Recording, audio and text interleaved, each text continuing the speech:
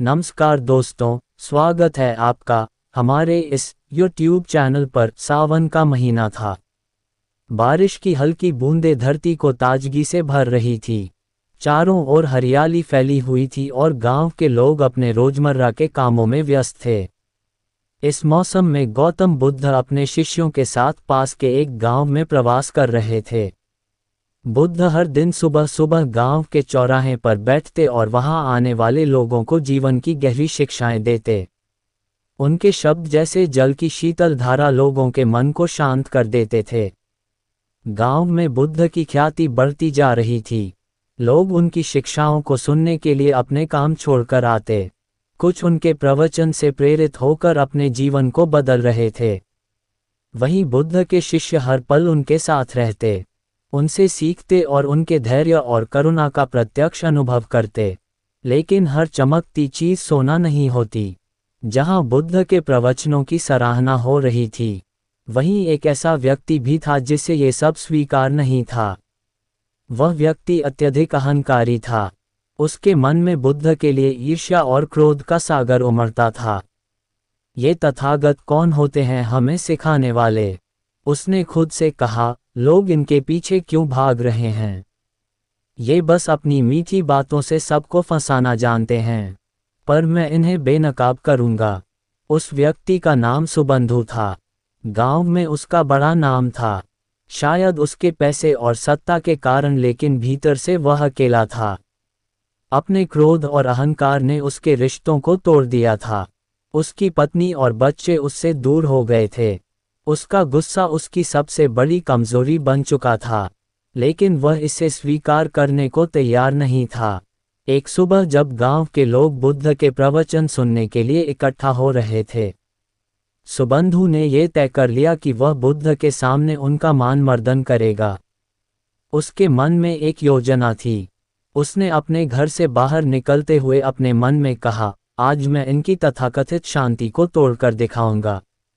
देखता हूं यह मेरी बातों का जवाब कैसे देते हैं। गांव का चौराहा लोगों से भर चुका था। हर कोई ध्यान से बुद्ध की बातों को सुन रहा था।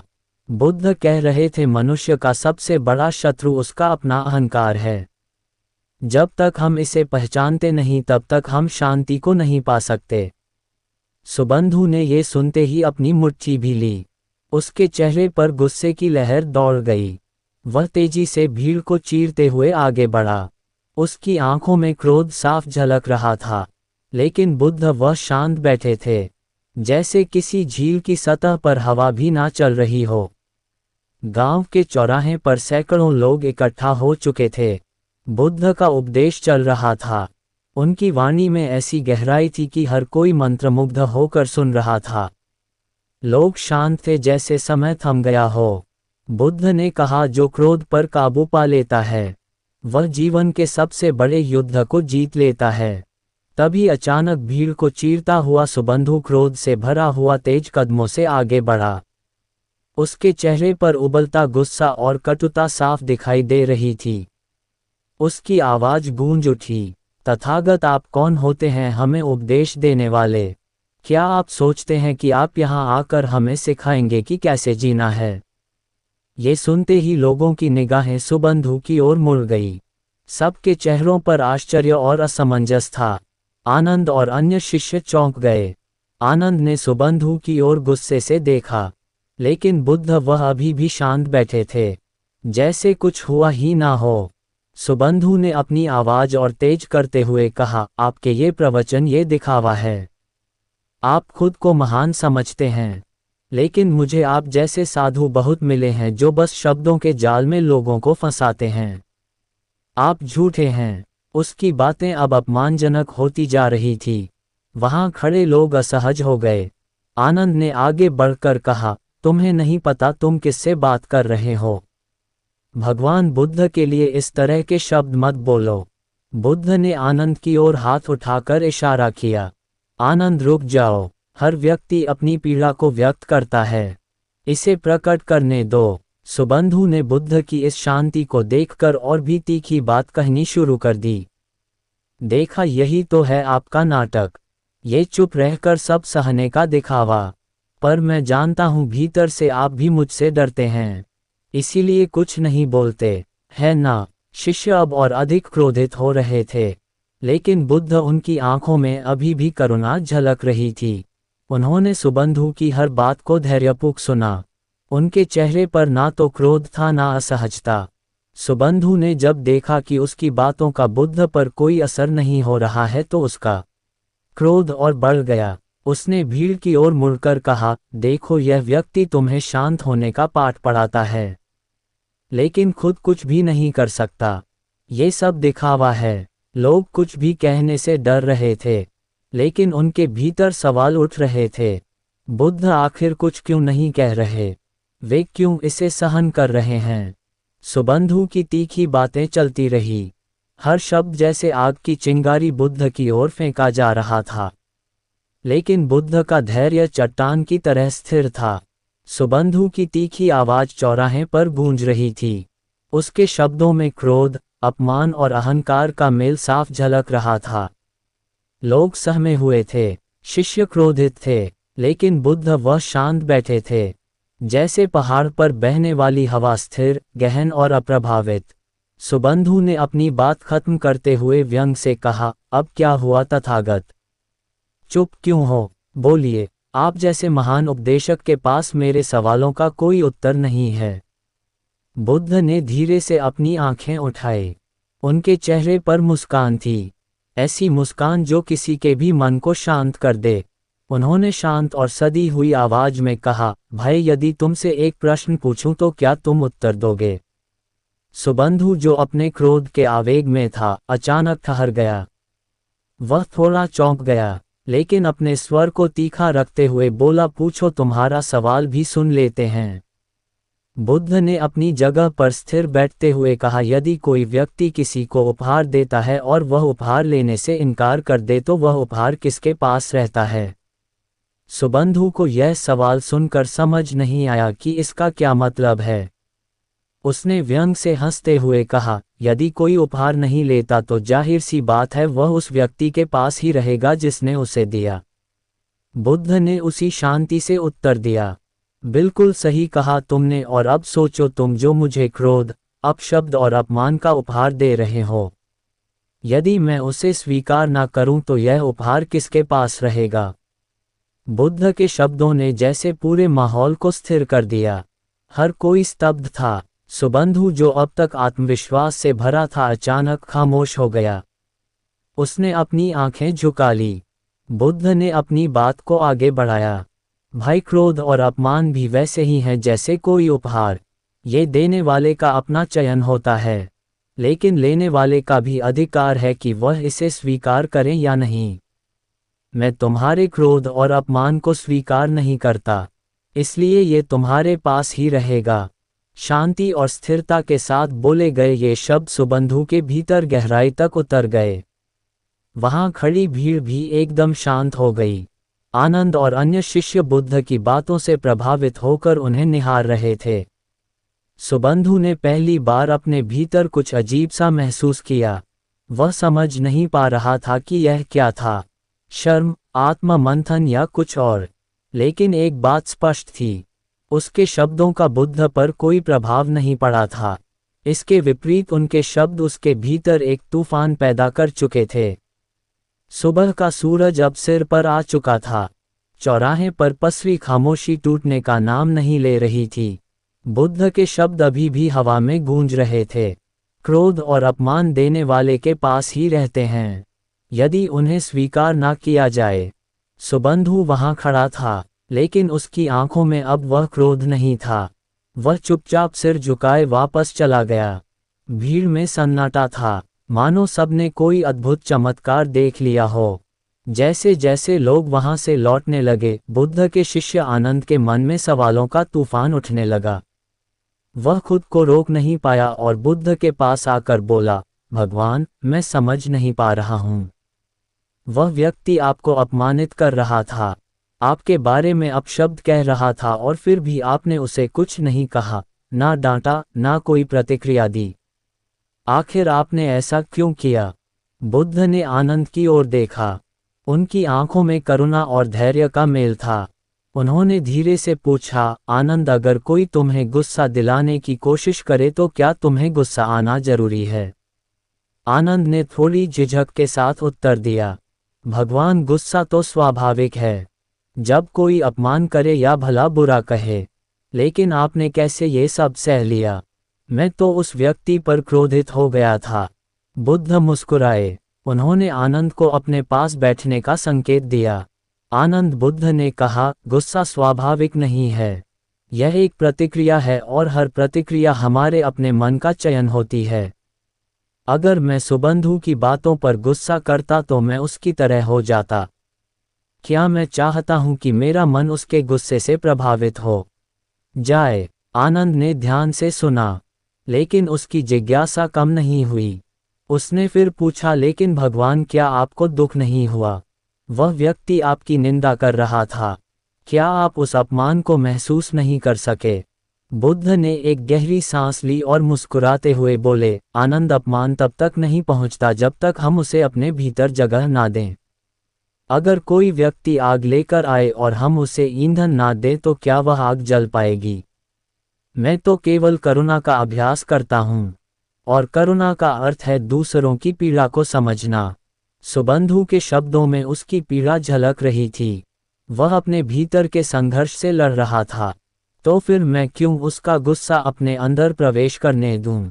आनंद का चेहरा सोच में डूब गया।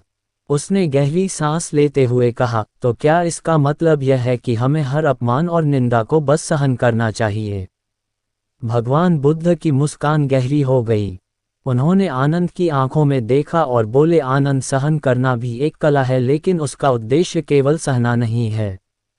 ये हमें भीतर से मजबूत बनाता है, और जब हमारा मन स्थिर और शांत होता है तभी हम दूसरों को समझ सकते हैं।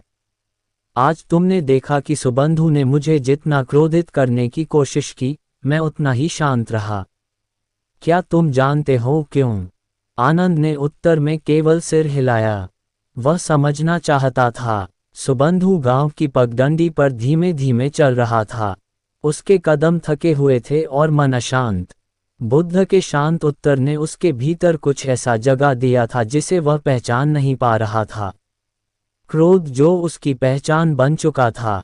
पहली बार उसे बोझिल लग रहा था।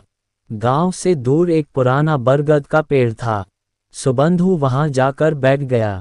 उसने अपनी मुट्ठियां भीली और अपने आप से कहा, यह क्या हो रहा है मुझे? मैं हमेशा सही रहा हूं। लोग मुझसे डरते हैं, मेरा सम्मान करते हैं, लेकिन आज उस तथागत के सामने ऐसा क्यों लगा कि मैं हार गया हूं?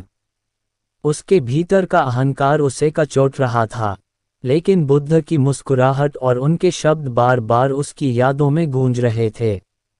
यदि कोई उपहार स्वीकार ना करे तो वह वापस देने वाले के पास रहता है। सुबंधु के चेहरे पर अचानक एक बेचैनी उभरी। उसने खुद से पूछा, क्या ये क्रोध, ये कटुता मेरे ही पास रह गई है? मैं इसे दूसरों पर फेंकता हूँ, लेकिन शायद वे इसे कभी ले ही नहीं पाए। क्या मैं ही इसका भार ढो रहा हूँ?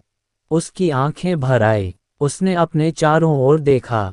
पेड़ों की सरसराहट, पक्षियों की चहचहाहट, सब कुछ उसे शांत करने की कोशिश कर रहा था, लेकिन उसके भीतर का तूफान थमने का नाम नहीं ले रहा था।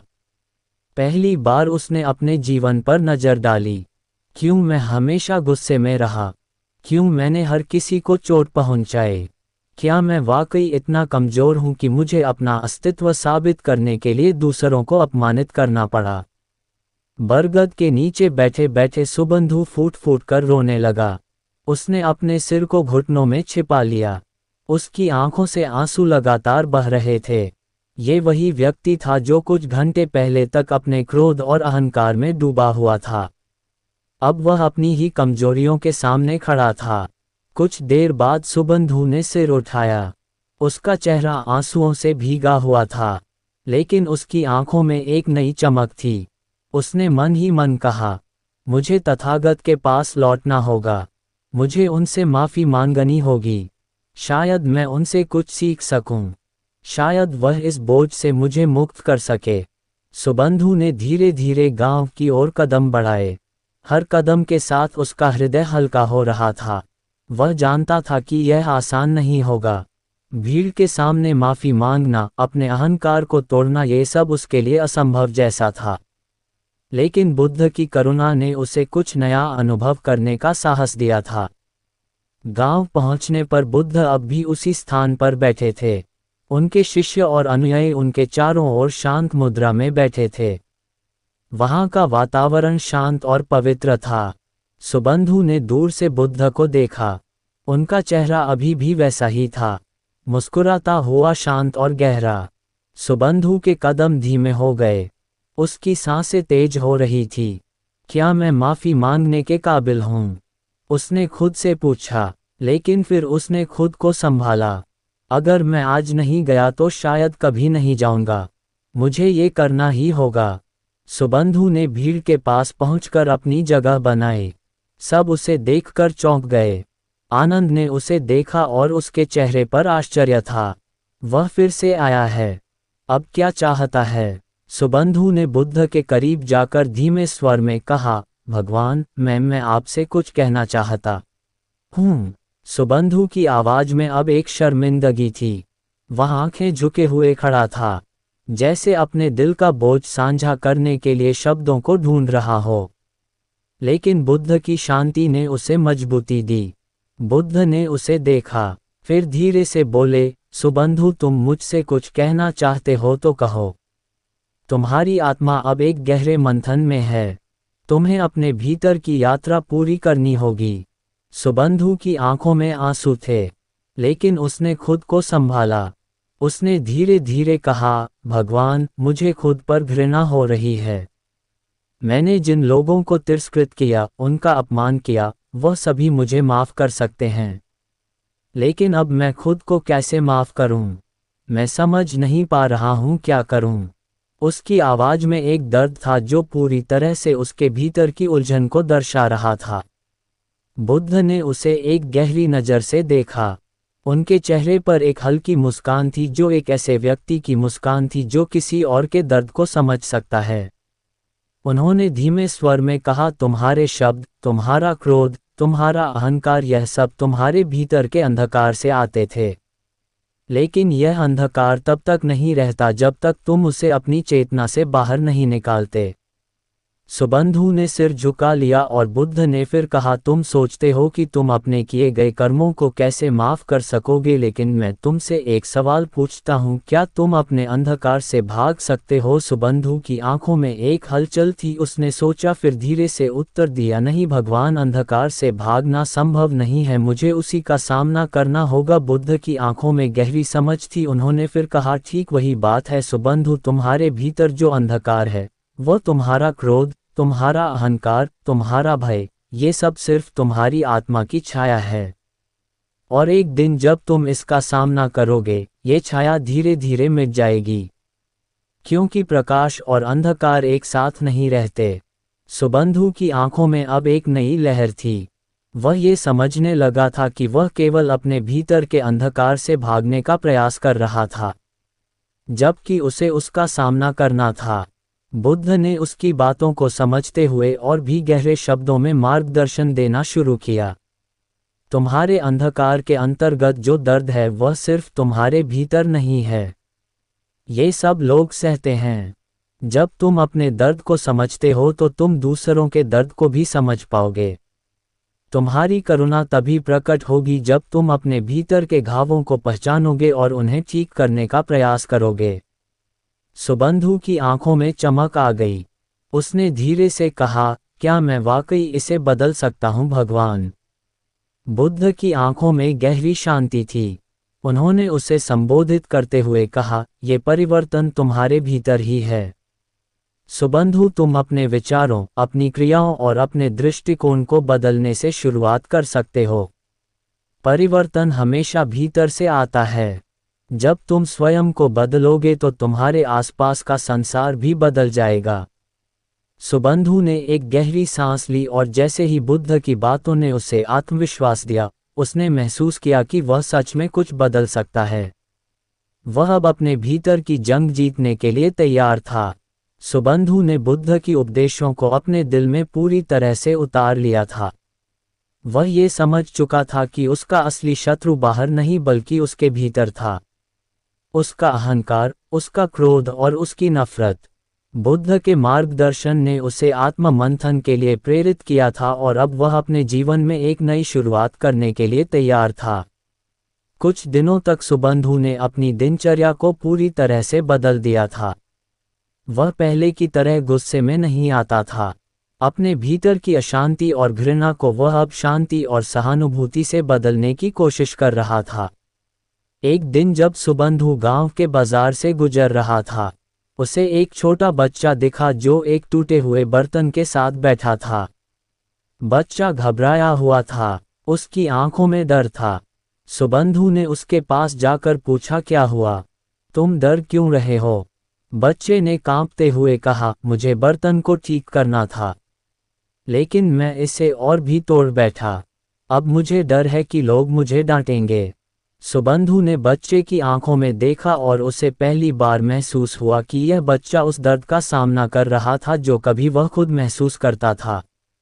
वह बच्चा भी अपमानित होने और अपने की गई गलतियों के लिए डर रहा था, ठीक जैसे सुबंधु कभी अपनी क्रोध की वजह से डरता था। सुबंधु ने धीरे से बच्चे को अपने पास खींचा और कहा, देखो, हर कोई कभी ना कभी गलती करता है। ये बर्तन टूटना कोई बड़ी बात नहीं है। असली बात यह है कि हम अपनी गलती से क्या सीखते हैं। ये सुनकर बच्चा थोड़ा शांत हुआ और सुबंधु के शब्दों ने उसे कुछ आश्वस्त किया। सुबंधु की आवाज में वह सच्ची करुणा थी जो बुद्ध के उपदेशों का परिणाम थी। सुबंधु के भीतर एक अद्भुत बदलाव आ चुका था। पहले वह किसी की कमजोरी का मजाक उड़ाता था, लेकिन अब वह दूसरों के दर्द को समझने लगा था। वह किसी के प्रति क्रोध नहीं रखता था, बल्कि अब वह हर व्यक्ति में करुणा और समझ देखने लगा था।